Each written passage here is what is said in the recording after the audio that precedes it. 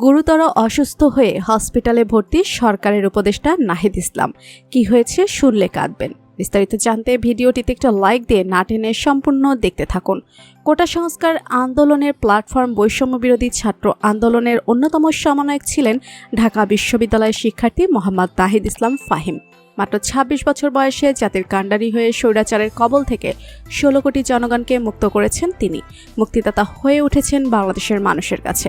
শেখ হাসিনা সরকারের পতনে গুরুত্বপূর্ণ ভূমিকা পালন করেন। মিষ্টভাষী ও মিশুক প্রকৃতির যুবক নাহিদ বক্তব্য দানে বেশ পটিয়সী। কর্মসূচির নাম নির্ধারণে বেশ বৈচিত্র্য দেখিয়েছেন তিনি। আন্দোলনের সুশৃঙ্খলভাবে সমন্বয় করতে পেরে সবার প্রশংসা কুড়িয়েছেন নাহিদ। নাহিদ ইসলামের ডাকনাম ফাহিম। সরকারি বিজ্ঞান কলেজ থেকে উচ্চ মাধ্যমিক পাশ করেছেন তিনি, আর ঢাকা বিশ্ববিদ্যালয়ের সমাজবিজ্ঞান বিভাগ থেকে মাস্টার্স সম্পন্ন করেছেন।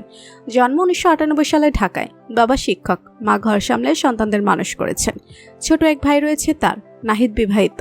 মাসখানেক আগেও বাংলাদেশের হাতে গোনা কয়েকজন মানুষই জানতেন নাহিদের নাম। সেই নাহিদই এখন বিশ্বের বিভিন্ন প্রান্তে পরিচিত নাম হয়ে উঠেছেন।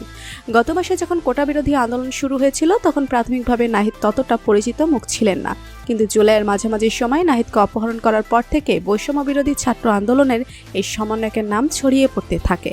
কোটা বিরোধী আন্দোলন ঘিরে তাকে দুবার আটক করা হয়। প্রথমবার ১৯ জুলাই সাদা পোশাকধারী বেশ কয়েকজন লোক তার এক বন্ধুর বাড়ি থেকে তাকে অপহরণ করে নিয়ে যায়। চোখে কাপড় বেঁধে হাতকড়া পরিয়ে তার উপর অকথ্য নির্যাতন চালানো হয়। দুদিন পর পূর্বাচলে একটি ব্রিজের তলায় নিজেকে আবিষ্কার করেন নাহিদ। এরপর নিজেই কোনো রকম একটি রিকশায় উঠে বাড়িতে ফেরেন। দ্বিতীয়বার ২৬ জুলাই ধানমন্ডির গণস্বাস্থ্য নগর হাসপাতাল থেকে তাকে অপহরণ করা হয়। পরে স্বরাষ্ট্রমন্ত্রী ও সাবেক ডিবি প্রধান হারুন জানান নিরাপত্তার স্বার্থে তাকে হেফাজতে নেওয়া হয়েছে। আন্দোলনকারী ছাড়াও নাহিদ ইসলামের রয়েছে রাজনৈতিক পরিচয়। তিনি গণতান্ত্রিক ছাত্র শক্তির কেন্দ্রীয় নেতা। ছাত্র অধিকার সংরক্ষণ পরিষদ থেকে বেরিয়ে ডাকসুর সাবেক সমাজসেবা সম্পাদক আক্তার হোসেনের নেতৃত্বে গড়ে তোলা হয়েছিল গণতান্ত্রিক ছাত্র শক্তি। আজকে সকালের খবর যে উপদেষ্টা নাহিদ ইসলাম অসুস্থ জানা যায়। সরকার গঠনের পর থেকেই বেশ ব্যস্ত জীবন পার করছেন তিনি। খাওয়া দাওয়া থেকে ঘুম কোনোটাই ঠিকমতো হচ্ছে না।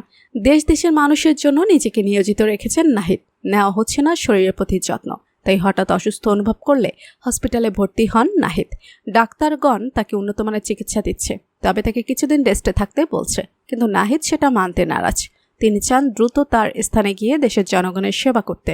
অন্যদিকে উপদেষ্টা নাহিদ ইসলামের পরিবার দেশবাসীর কাছে দোয়া চেয়েছেন তাদের সন্তানের জন্য, যেন নাহিদ ইসলাম অতি দ্রুত সুস্থ হয়ে আমাদের মাঝে ফিরে আসতে পারেন। তো বন্ধুরা, আপনারা কারা চান নাহিদ ইসলাম সুস্থ হয়ে আমাদের মাঝে ফিরে আসুক? কমেন্ট করুন। দেশের সব ধরনের খবর জানতে এখনই আমাদের চ্যানেলটি সাবস্ক্রাইব করুন। ধন্যবাদ।